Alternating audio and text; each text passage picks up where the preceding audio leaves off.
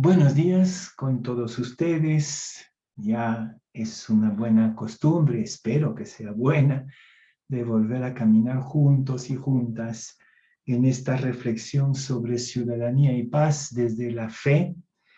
Como acabamos de celebrar la fiesta del trabajador y del trabajo, se me ocurrió tratar de reflexionar un poco juntos sobre el lugar del trabajo o del no trabajo, precisamente, en la construcción de una verdadera democracia y de una conciencia ciudadana sólida.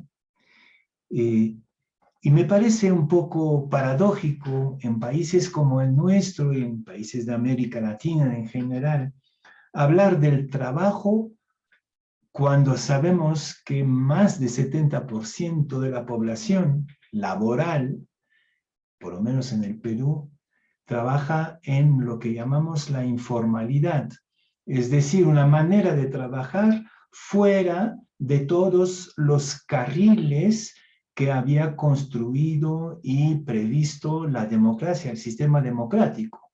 70% de la población escapa voluntaria o involuntariamente a lo que podría ser esta dinámica, esta relación íntima entre el sistema democrático y la garantía de un trabajo digno. Entonces, voy a dedicar esta meditación, esta reflexión a la situación de informalidad global, no solamente laboral, sino la actitud de informalidad o lo que llamaría la cultura de la informalidad en países donde, por otra parte, la población es sumamente laboriosa. El Perú es un país muy laborioso, todo el mundo trabaja constantemente, en particular las mujeres, los niños.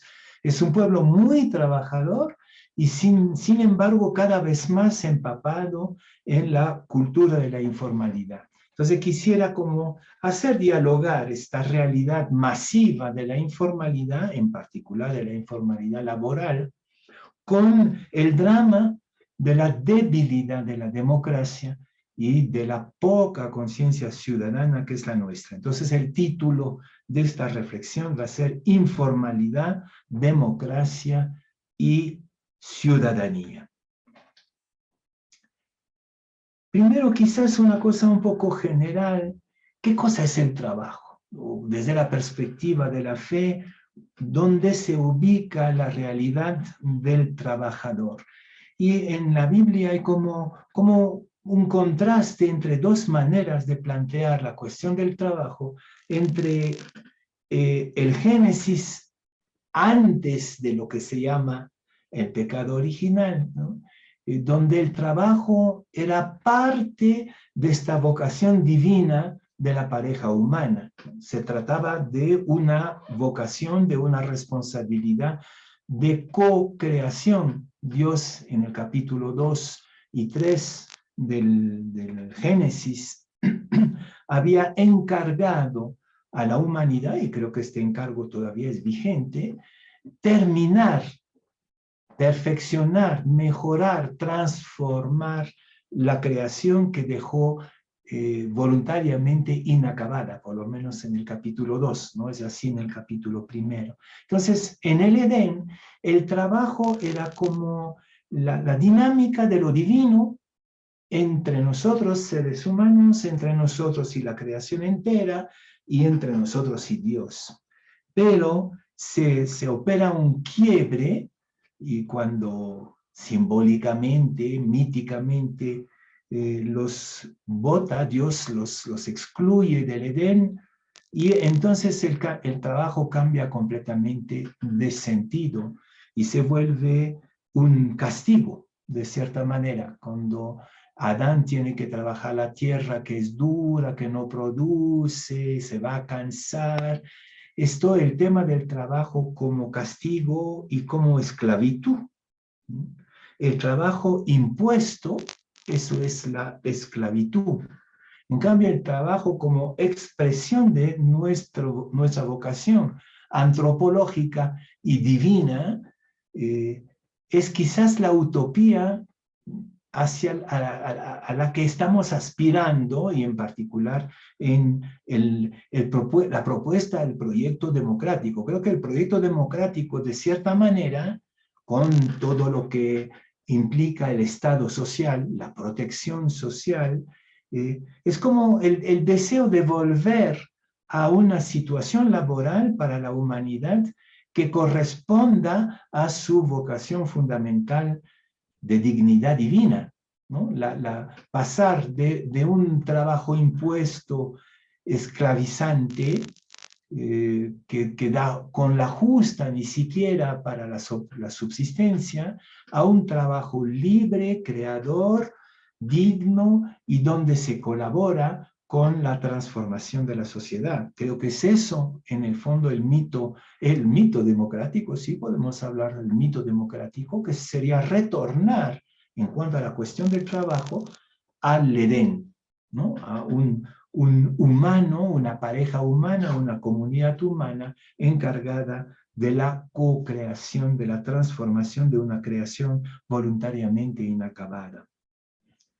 También creo que hay que recordar que venimos del siglo XIX, en particular, de una situación donde el trabajo se vuelve una explotación de un mercado, el mercado capitalista, el sistema capitalista, la industrialización ha transformado, como lo dice muy bien Marx, el trabajo o el trabajador en una simple mano de obra. Ni siquiera ya está implicado como lo era el esclavo en la etapa esclavista de la economía, sino que es simple mano de obra.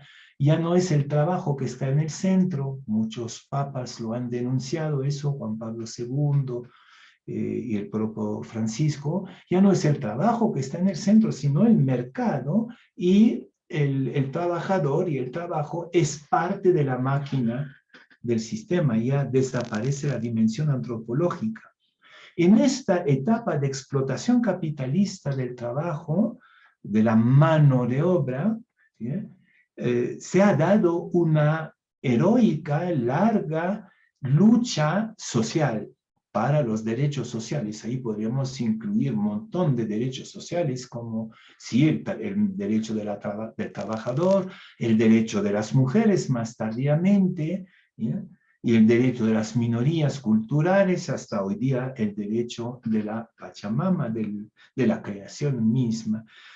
Entonces yo creo que la liberación del trabajo, el volver a un trabajo co-creador, divinizador, como lo había soñado Dios en el Edén, según el gran mito, esto es la ilusión y el fruto de una larga lucha social.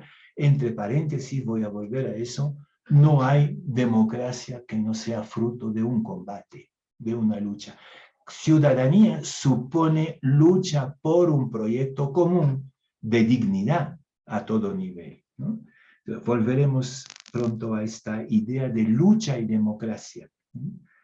Pero justamente hemos entrado con la posmodernidad y el mundo digital en particular, y lo que supone el teletrabajo, etcétera, estamos entrando en una etapa en que desaparece la lucha social de cierta manera y está reemplazado por otro mito, que es el mito del emprendedor, ¿ya? El emprendedor individual, cuyo honor máximo es crear su propia empresa y desarrollarla y progresar económicamente, crear su propio camino.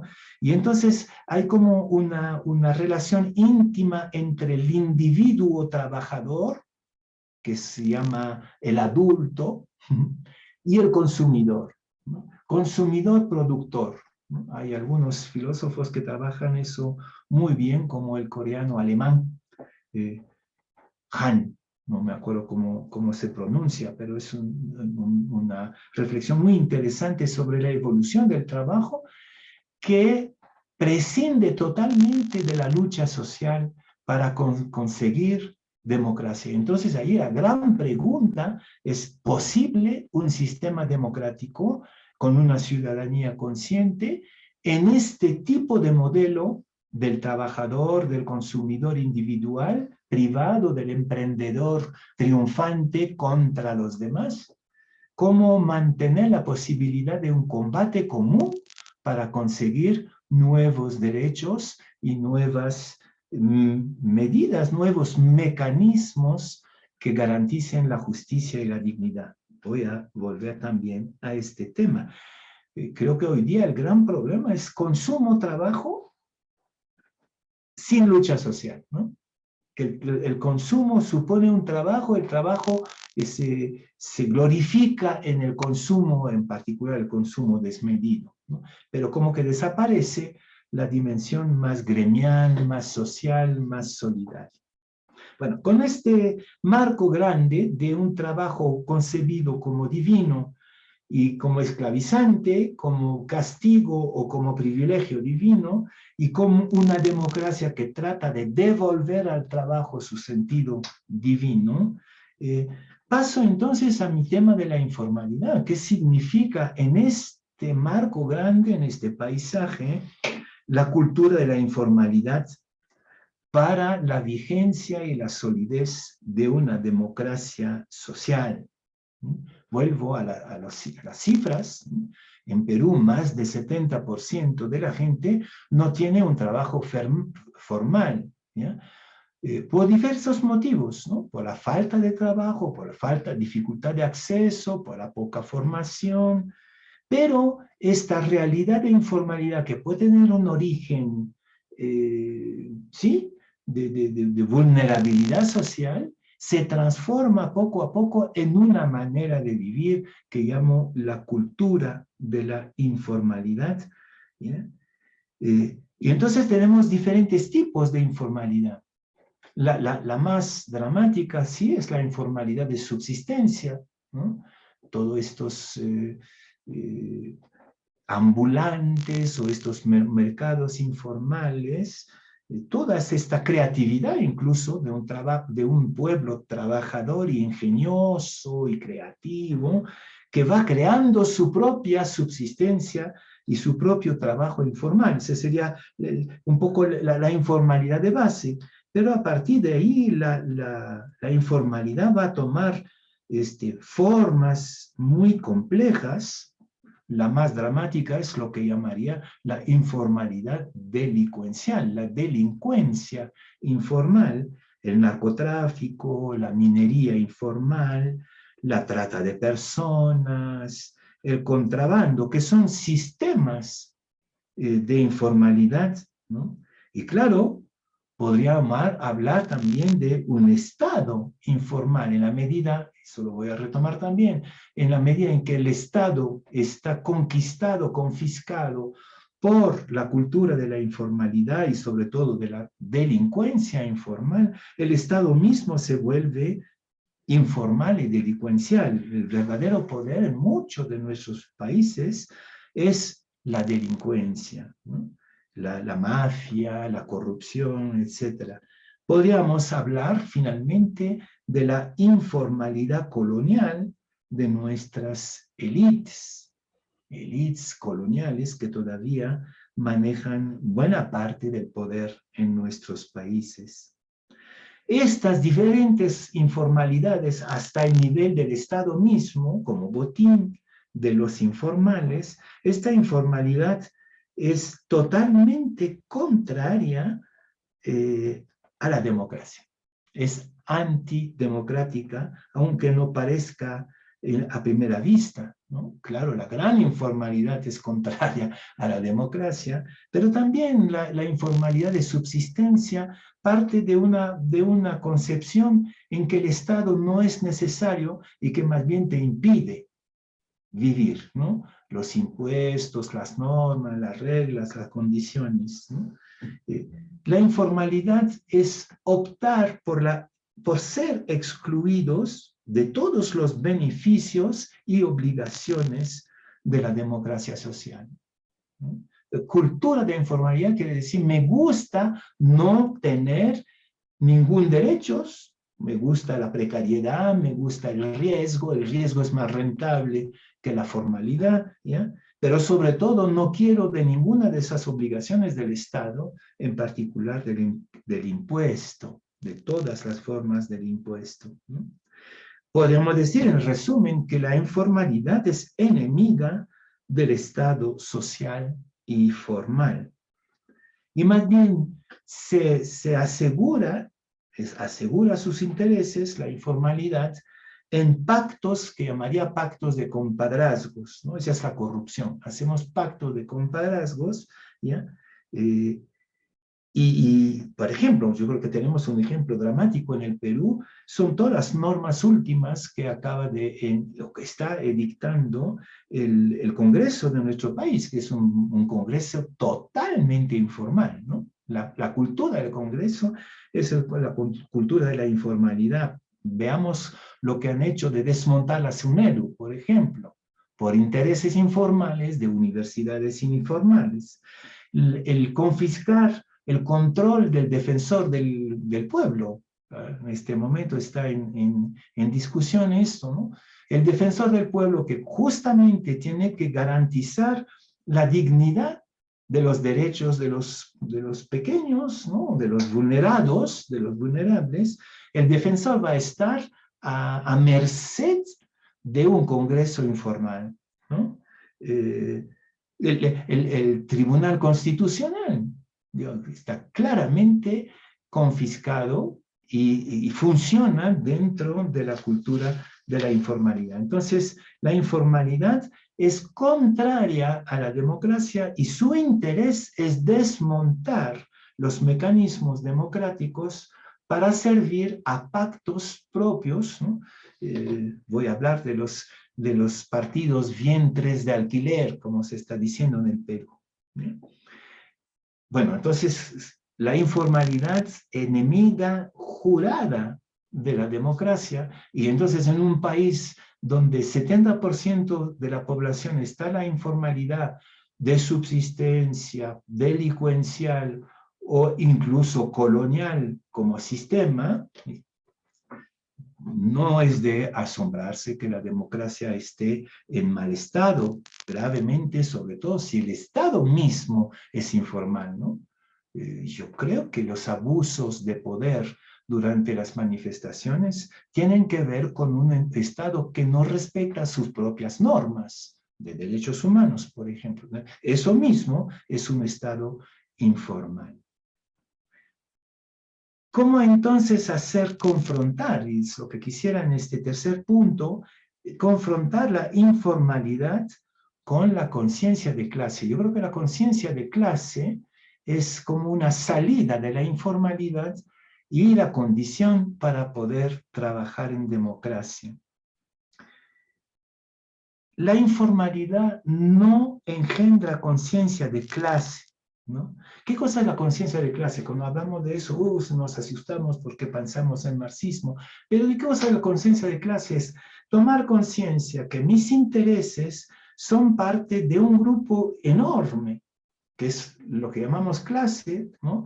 Que tiene que ver con el tipo de trabajo. Por ejemplo, todos los obreros, cuando todos los obreros se unieron en el siglo XIX, porque habían tomado conciencia que eran un grupo enorme y que tenían que entrar en una lógica y una dinámica de poder con otras clases, con otros grupos de intereses, pero justamente la conciencia de clase hace que el Estado ya no es un impedimento, un obstáculo a la informalidad, sino que es el eslabón, que es el espacio por excelencia para defender y conquistar derechos de un grupo grande. Y esta defensa y conquista de derechos grandes se hace en una lucha social que supone negociación y consensos, ¿ya? Y normalmente el Congreso, en vez de ser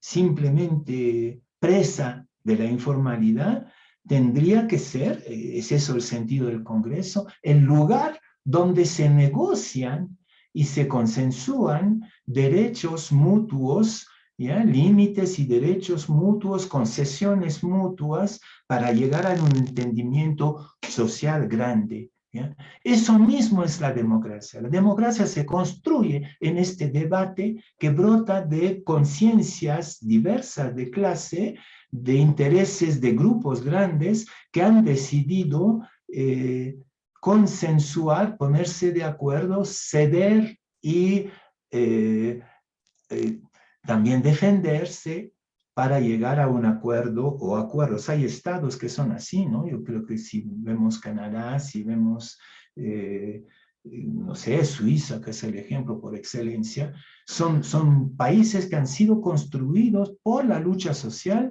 brotando de una conciencia de clase, ¿no? En cambio, la informalidad solamente va a suscitar asociaciones precarias y efímeras para conseguir pequeños intereses inmediatos. No hay conciencia global, no hay conciencia de grupo grande, no hay conciencia nacional en la informalidad, ¿no? Sino que los intereses inmediatos e ilegales, muchas veces, no pienso en la minería, en el narcotráfico, evidentemente ilegales, ¿ya?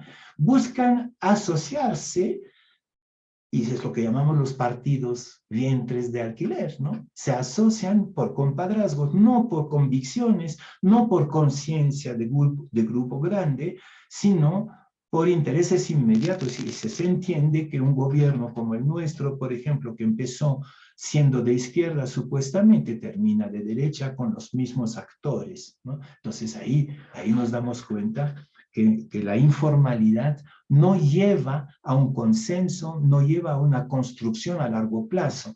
Lo que interesa al Congreso, por ejemplo, muchas veces no es construir país, es defender los intereses inmediatos de los grupos que han conquistado estas asociaciones precarias para lo inmediato, ¿no? Lo importante no es la educación, por ejemplo, a largo plazo del pueblo, lo importante es el negocio de las instituciones privadas que supuestamente son educativas, ¿no? Entonces, las instituciones democráticas que quedan son simplemente botín de la informalidad, ya no son espacio, terreno, escenario de la construcción de un futuro común, ¿no? Porque falta la conciencia, ¿no? La informalidad confisca y destruye el Estado democrático por la corrupción, ¿no? En cambio, la conciencia de clase construye la democracia, la protege y edifica, imagina mecanismos de protección social, ¿sí? Y de consensos, de diálogo. No se trata de que todo sea para una sola clase, pero esa sería la informalidad. No se trata de un consenso de la diversidad de los intereses de un grupo social, ¿ya? Entonces, la conciencia nacional, que se dice mucho hoy día, ¿no? Eso es hasta para llorar, ¿no? En todos los análisis yo veo que dicen, bueno, en el Perú no hay conciencia nacional, es un fracaso la nación peruana, etcétera, ¿no? O sea, da ganas de llorar. ¿Pero por qué? ¿Por qué no hay conciencia nacional? No es cuestión de lamento, es simplemente porque ya no hay espacio de lucha común a largo plazo, para un proyecto a largo plazo. ¿Bien? La conciencia nacional no existe porque no hay conciencia de clase, es decir, que no hay justamente proyecto y capacidad de negociación. En este momento hemos perdido completamente la capacidad de negociación. Para poder negociar hay que pasar de intereses inmediatos a proyecto común a largo plazo. Y eso no se da. Nadie habla con nadie porque cada uno está como detrás de su cárcel de intereses particulares de grupos, ¿no? Y creo que hay ingredientes en nuestra realidad que explican esta ausencia de conciencia nacional que se construiría con conciencia de clases en diálogo, ¿no? La destrucción del Estado o la ausencia del Estado, ¿no? Porque creo que los informales coloniales, ¿no? De los que hablaba, tampoco son favorables al Estado. No les conviene el Estado porque los limita en sus apetitos informales, ¿no? Entonces, los ingredientes de la no presencia del Estado, de la confiscación del Estado, por ejemplo, en este momento es el racismo, la mentalidad feudal y colonial de élites tradicionalmente flojas intelectualmente a nivel de la imaginación. Yo creo que tenemos élites flojas, que no piensan, que no tienen imaginación, que solo busca mantener sus privilegios. Es eso lo que llamo la flojera colonial ancestral, ¿no? Pero también hay otros elementos que vienen de las propias víctimas de la informalidad, que es, por ejemplo, la resignación de las víctimas, ¿no? Bien, termino hablando de la ciudadanía. Entonces, ¿cómo construir ciudadanía democrática como antídoto, ¿no? como contrapeso de esta enfermedad grave de la informalidad, de la cultura de la informalidad? Aunque puede ser heroica la informalidad de subsistencia, ¿no? Sin embargo, es una enfermedad. Y cómo desde la fe proponer una ciudadanía democrática a contracorriente de esta mayoría informal de la vida de nuestra sociedad. Parto del Evangelio, ¿no? Porque es realmente la fe la que nos inspira en esta reflexión. Acuérdense del diálogo de Jesús con los fariseos, cuando los fariseos, queriendo ponerle una trampa, le preguntan si hay que pagar el impuesto al César. Entonces, ahí hay una duda, ¿no? ¿Los fariseos pagaban o no pagaban? ¿Eran corruptos? Sí, había un sector corrupto, había gente seguramente que trataba de evitar, ¿no? Y por eso las famosas redadas de los soldados y del Imperio Romano para conseguir que paguen el impuesto. ¿Cuál es la respuesta de Jesús, no? A César lo que es del César. Podemos decir hoy día al Estado lo que es del Estado, principalmente el impuesto y las normas, y a Dios lo que es de Dios, que también implícitamente quiere decir que no hay que utilizar y manipular la religión y a Dios para servir tus intereses informales, ¿no? Yo creo que también la política informal en este momento en América Latina utiliza mucho el lenguaje religioso para sostener sus propios intereses informales que destruyen la democracia. Bueno, entonces está clarísimo que Jesús está del lado de la formalidad y de separar lo religioso de lo sociopolítico económico, aunque Dios inspire tu ética social y ciudadana, ¿no? Se trata de pasar entonces de pactos de compadres a corto plazo y efímeros e interesados, ¿no? Los vientres políticos, por ejemplo, de pasar de estos pequeños pactitos perversos a la organización a largo plazo. Eso es lo que falta, la organización, a proyectos solidarios. Eso es lo que llamo conciencia de clase o conciencia nacional, es llegar a organizaciones que vayan elaborando proyectos a largo plazo para todos, ¿no? Y eso implica aprender a negociar o reaprender a negociar. Yo creo que en las comunidades campesinas, las comunidades andinas, por ejemplo, existía y existe todavía una extraordinaria capacidad de negociación que a nivel de la sociedad postcolonial en la cual estamos han desaparecido completamente. También para construir esta nueva ciudadanía democrática hay que pasar de una protesta justa y valiente a la construcción paciente y consensuada de un programa alternativo de gobierno y de política. Y creo que si fracasó la protesta es porque nos hemos quedado en la protesta, ¿no? Una protesta que sí era justa y valiente, pero que no proponía alternativa. La ciudadanía democrática, la conciencia nacional y conciencia de clase, que aprende a negociar con otros que tienen intereses diferentes de los nuestros, es pasar de la protesta a la construcción paciente y consensuada de un programa alternativo de gobierno y de política. Pasar de la denuncia. Somos muy prontos para denunciar la corrupción de los otros, a la conversión ética personal y de grupo. Si no hay conversión de nuestra propia informalidad, de nuestra propia corrupción, en vano estamos denunciando la corrupción del otro. Hablar de valores y tú continuar emborrachándote, continuar escapando al impuesto, pues tu canto es un saludo a la bandera, ¿no es cierto? Y ahí pienso en particular en los jóvenes, en las mujeres, que fueron como los nuevos actores, ¿no? Que surgieron en nuestra patria y que tienen que fortalecerse en una conversión ética o una rigidez ética, un rigor ético, eso es lo que falta. Tan pronto nos caemos en la sopa de la corrupción del otro y aprovechamos de ella, incluso en la iglesia, ¿no? Entonces, ¿cómo construir juntos, pasar de la denuncia de la corrupción de los demás a la conversión ética nuestra, personal y de grupo? Y termino citando la frase de Mateo 20, 25 y 26, y creo que ahí está el camino abierto.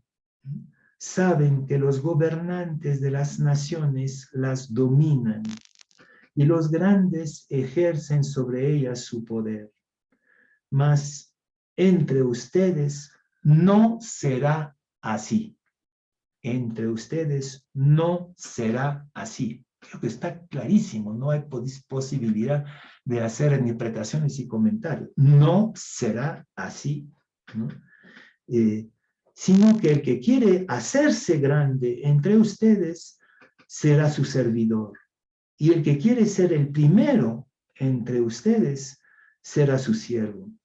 Como el Hijo del Hombre no vino para ser servido, sino para servir y dar su vida en rescate, no para un grupito de compadres, sino para muchos, para las muchedumbres. Y creo que ahí está la conciencia nacional, ¿no?